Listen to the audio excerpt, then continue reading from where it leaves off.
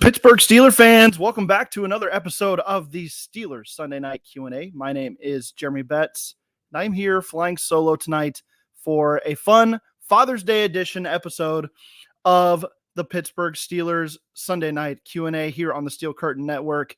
Wherever you get your podcasts, you can listen to this on audio if you missed the live show, but definitely tune in on Sunday nights at 8:30 p.m. for the live YouTube show. You can join on Facebook. You can join on X. You can join on YouTube. Anywhere you can find the Steel Curtain Network.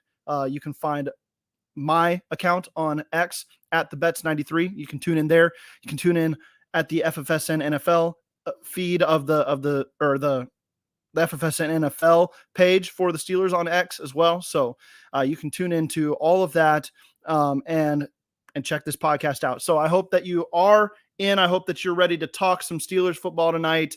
Afton, welcome in. Thank you for the happy Father's Day wish. I'm going to put this up here. Happy Father's Day to all the dads out there, all the present dads, the guys who are putting it in the work to be a good dad. I've got a little 3-year-old girl, and I'm putting in the work, but I do have to say this.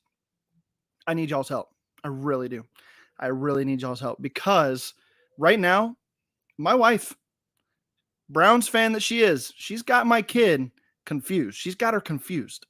My little poor 3-year-old, she goes around saying, "Go Browns, stinky Steelers," all the time. "Go Browns, stinky Steelers." And it's breaking my heart. And I feel like a failure as a dad. I really do. And I need you guys to send thoughts and prayers my way. I really do, because it's tough. It's so tough. And she's so adorable, and she tries to get to me all the time. She's like, "Go Browns, stinky Steelers," and I can't take it anymore, so I need your help.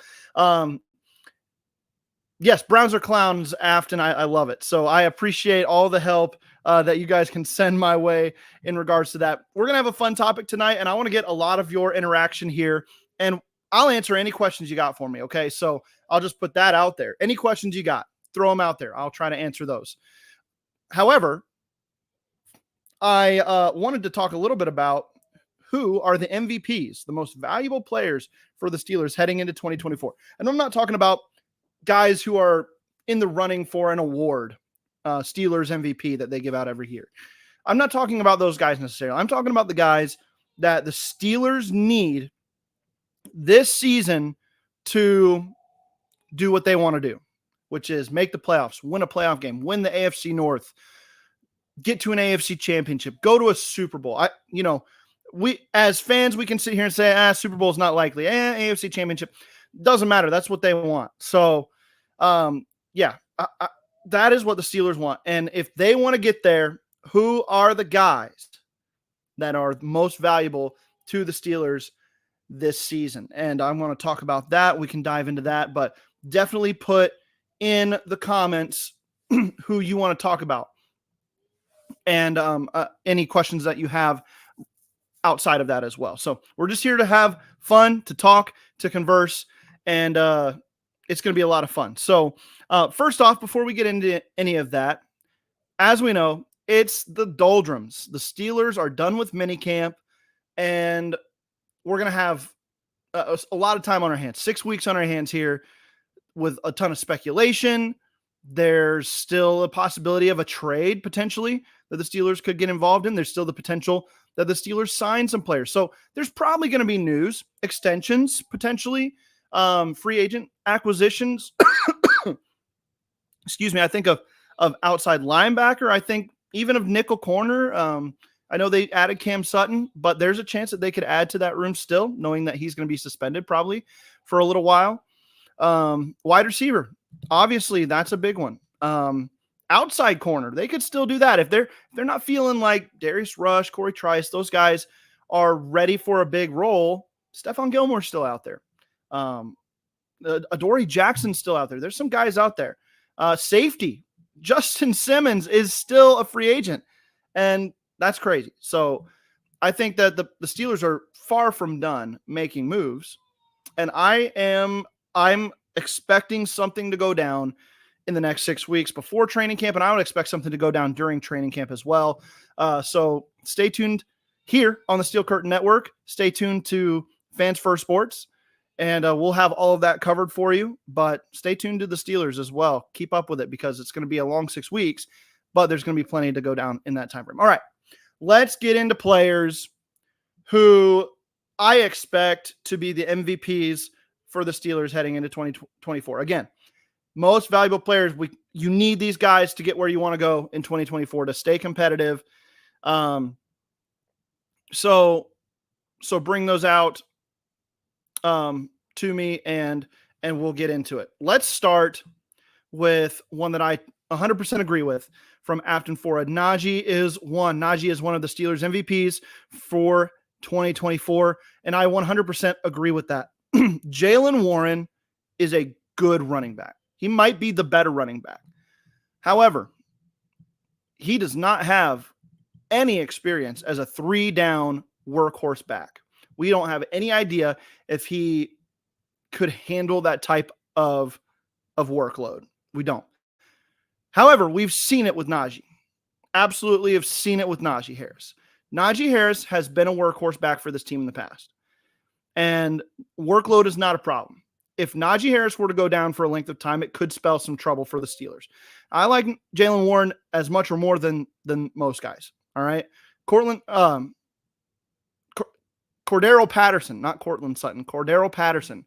I like him a lot as well as a change of pace, different style of running back there, ball catcher out of the backfield, what have you. So I don't think Jaylen would absolutely be all by himself, but you're going to need him to step into a much larger role if Naji goes down. If Jaylen Warren were to go down, Naji Harris can absolutely take on more of that workload. We've seen it. So Naji's a huge piece for this team this year. Definitely one of the MVPs. Arthur Smith is going to lean into his game.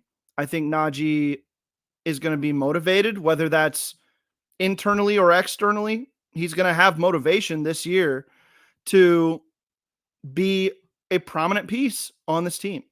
And I just think that contract situation or not, Naji's got a lot to prove. So if the Steelers extend him before training camp or during training camp, before the season, he still has a lot to prove. He was worth it. Maybe that he could get more money if it's a 2-year deal and they after this year they want to work on contract again. Yeah, they can do that. So there's plenty of options there, but I think Naji's going to be definitely one of the most valuable players for this team. The Steelers need him to stay healthy. They need him to be explosive, physical. They need him to be a grinder again this year if they want to be in contention. That passing game is going to need all the help it can get, especially early on in the season while they're figuring things out, getting used to each other. And so I really agree with that. All righty, let's see here. I apologize if it's a little glitchy for you guys. My computer's being a little glitchy as well. Afton, you asked about Justin Simmons. Does he want a bag? I mean, he had to want a lot of money to still be available. But also, I think he's riding it out at this point for the right opportunity. Biggie Bronco's saying in here, I'm sorry. That's the wrong one. Age is starting to catch up with him. That being Justin Simmons. So I think that it's something that is something to watch for sure, because he did look a little slower. Although I think that his ability to recognize coverages and what offenses are trying to do would be a great benefit to the Steelers in the backfield. So, or in the defensive backfield. So I think that he could still have value to this team. We'll see though. We'll see how that plays out. Going back to Naji here. A good question from Daniel Rev. Why are you also obsessed with him not talking to the media? I think it's the fact that his availability was, offered to reporters. And then when they showed up and wanted to actually talk to him, he declined and said, actually, I don't want to do this. I don't want to have media time. I'll talk to you guys at training camp. That with the contract details, the contract situation being what it is, that is all playing into it.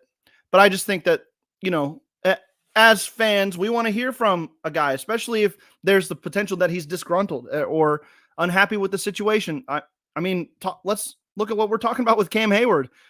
I don't buy for 1 second that he wants to go play in Cleveland over playing in Pittsburgh. So I'm not going to feed into that narrative.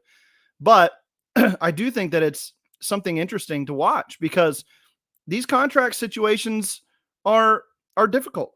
They really are. And we've seen it before. It can take a good relationship and turn it sour quickly. And I think that's what most fans and most media members in the Steelers circuit are concerned about, is that the relationship is souring for a guy, as we talked about, who's an MVP for this team. You need him to really be the guy this year, alongside Jaylen Warren, obviously, in this Arthur Smith offense. You need that. And if you're not going to get that, then it could be trouble. So I think that's why a lot of us are more concerned about it. So, Daniel, I see you saying, I say let Naji stay focused. I agree with that. But it's part of the deal when you're a professional athlete to talk to the media. So I'm not saying he's bad being bad for not doing it. I'm not saying that, I'm not rooting for him. I'm not saying that I dislike him for not doing it. I just think that it's a little uncouth to not have it being done. So let's see here. I have some people in here talking about the offensive line. That's a great place to start here. MVPs for the Steelers heading into 2024. Look at this roster. Just on the offensive line here. It's really impressive. It really is. I'm looking at, let's just start at the interior offensive line here. Isaac Seumalo, Mason McCormick, Nick Herbig, Joey Fisher. Let's see here. There's more than that.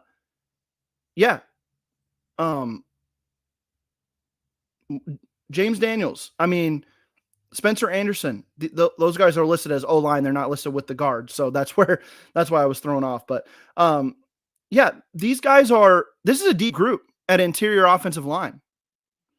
Interior offensive line is great. I love it. The Mason McCormick pick makes this really good. I believe that. It makes this a really deep group. I'm not concerned about it. I'm really not. And then you look at offensive tackle. You've got Troy Fautanu. You've got Dan Moore Jr., who, for all of his issues, is a decent left tackle. Okay? He's not above replacement, but he's a replacement level starting left tackle. So it's not great. I'll be honest. I'm not saying that it's great. I don't feel great about it, but it's better than a lot of people would have. And then you've got Broderick Jones. You've got Dylan Cook. I mean, even Spencer Anderson has tackle potential. This is a deep group. I just think that the offensive line is actually in really good shape. It really is. So I'm not going to sit here and pick out any one player on the offensive line. If this guy goes down, we're screwed. Even if, say you want to come out and say Zach Frazier is the only true center. Okay, Nate Herbig can pass you for 3 or 4 games. He can be Mason McCormick, or not Mason McCormick, Mason Cole last year. No problem, I'd say. So is that great? No, but are you going to be pooping your pants from fear? No, you're not. So I like this group. So I don't think any one player on this offensive line is a team MVP.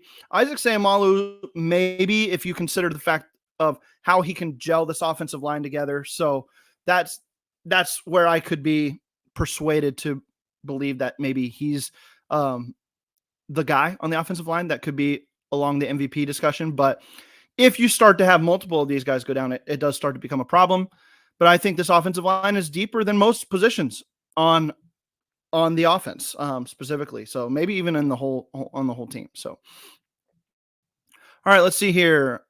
Anybody else got guys you want to talk about? I'm going to take a quick break for the audio side, take a drink of water here, catch my thoughts, because I've got a couple guys I can talk about. But go ahead and throw your guys in in the comments as well that you want to talk about as potential Steeler MVPs for 2024.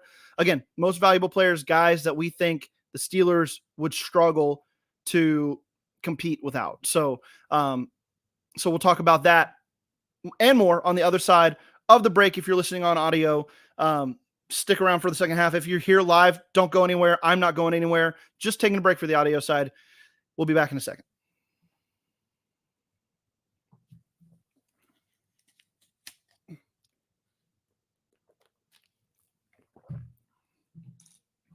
All right, welcome back to the Steelers Sunday Night Q&A. It's Jeremy Betts here with you for a solo episode of the Steelers Sunday Night Q&A. But hey, it's fun. We're talking Steelers MVPs, most valuable players, guys that the Steelers really would struggle to win without this season. So, okay, let's just get TJ Watt out of the way.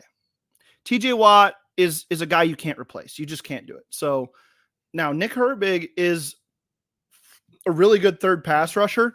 I would really love it if they brought in a Marcus Golden or heck, even Bud Dupree. I think he's still available. I would really be excited if they did something like that at the outside linebacker 4 position, really. But TJ Watt, yeah, if you lose him for a length of time, it's proven that the Steelers really struggle without him. Their win-loss splits with him and without him are mind-numbingly baffling, honestly. He's really good player. But, the inability of the Steelers to get production towards winning out of anybody else when he's out is quite astounding, actually. So, Vinny Agukun, a great quote here. Or a great question here. Do you think we get Minka Ball back? I think Minka will be the team MVP and remind everyone why he's the best safety in football. I absolutely agree with this. I think Minka unselfishly was when he was healthy, still one of the best players on the defense last year.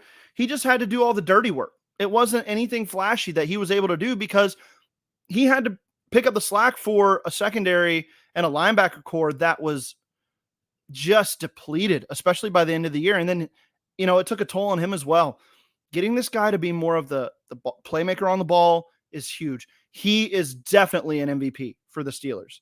Definitely. You could put him up here with the TJ Watt situation, in my opinion, that the Steelers absolutely need him to stay healthy, to be good in that secondary. They really do. So, Vinny, I am 100% in agreement with this. I think that he very much could be the team MVP as voted on by his teammates by the end of the year. Absolutely 100%. Here's a guy I really wanted to talk about. So Tom Dessenberger, thank you so much for bringing him up. How about JPJ if we lost him?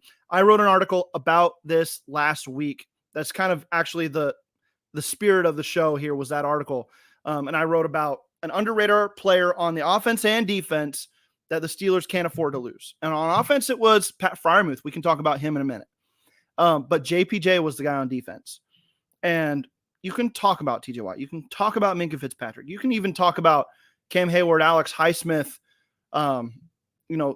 Those guys on the defense are irreplaceable.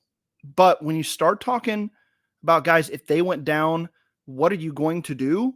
Joey Porter Jr. kind of tops that list outside of TJ. It really does. There is nobody on this team that you can feel comfortable with coming in and doing anything close to what JPJ did last year for the Steelers as a rookie. And that's not even counting progression from him, improvement from him going into year 2. He's about to announce himself as one of the best corners in football. He really is. One of the best lockdown man cover corners in football. He was already trending that way towards the end of the year. He was already putting up stats that put himself in that conversation. But you cannot lose Joey Porter Jr. for a length of time this year. That would be devastating for this secondary. Absolutely devastating. So you would, at that point, man, if as the cornerback room currently sits, Joey Porter Jr. going down would be devastating. Nobody else can follow the opposing wide receiver ones. Nobody else on this team outside of Corey Trice, if he's healthy and if you trust him enough to do this, has the length, the size, the speed, the physicality to get out there and do that. So JPJ, absolutely one of the team's MVPs for this year, and I will not be convinced otherwise. I mean, I think that he might be at the top of this list here, outside of those couple guys that we already know about.